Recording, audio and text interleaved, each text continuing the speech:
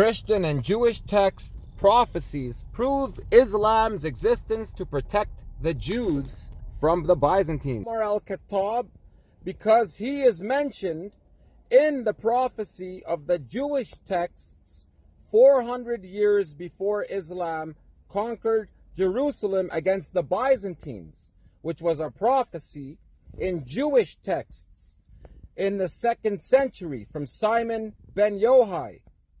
And in the 2nd century, the angel Metatron visited Simon Yohai and told him the Ishmaelite lineage is going to capture Jerusalem and deliver you from the Byzantines and the children of Edom, the Romans, the Byzantines. And that happened when Umar, the 2nd Caliph, conquered Jerusalem and defeated the Byzantines, which is mentioned in the Quran. Al-Rum, chapter Rum. Let's journey back to 637 AD with Omar bin Khattab, the 2nd Caliph of Islam. Under his leadership, Muslims peacefully entered Jerusalem, ending Byzantine rule. Omar discovered that Jews had been expelled from the city by previous rulers, leaving it without its original inhabitants. Understanding the historical bond between Jews and Jerusalem, Omar called for Jewish families to return. Volunteers heeded the call, re-establishing their ancient presence in the holy city. Omar's gesture marked a significant chapter in fostering religious harmony and respect.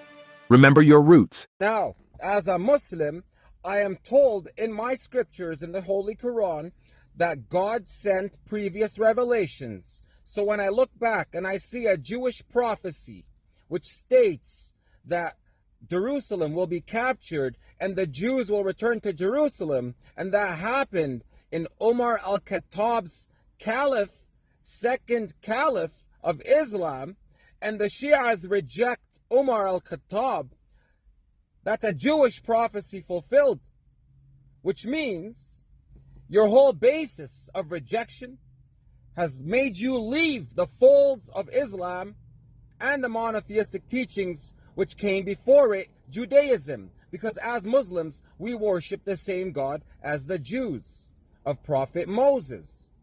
Those who follow Prophet Moses, we worship the same God. So we follow the same texts. Now, a lot of Muslims don't know that we follow the Old Testament teachings of the Torah and the Bible. We follow the Old Testament traditions, the Old Testament prayer in Genesis 17:3. That's our prayer. We follow the prayer in Matthew 26:39. That's our prayer because those are from the Old Testament. We don't follow the New Testament teachings as Muslims. That's what the Christians and the Jews don't understand today either. The Muslims neither. Nobody knows this. We follow the Old Testament teachings. This is why Umar al-Khattab returned the Jews back to Jerusalem. They didn't have to become Muslims. Nobody does. Prophet Muhammad, he banned forcing people to convert their faith. That was a rule in our faith. You're not allowed to force anybody to convert. That's equality in Islam. You're not allowed. And Omar didn't either. He didn't do that.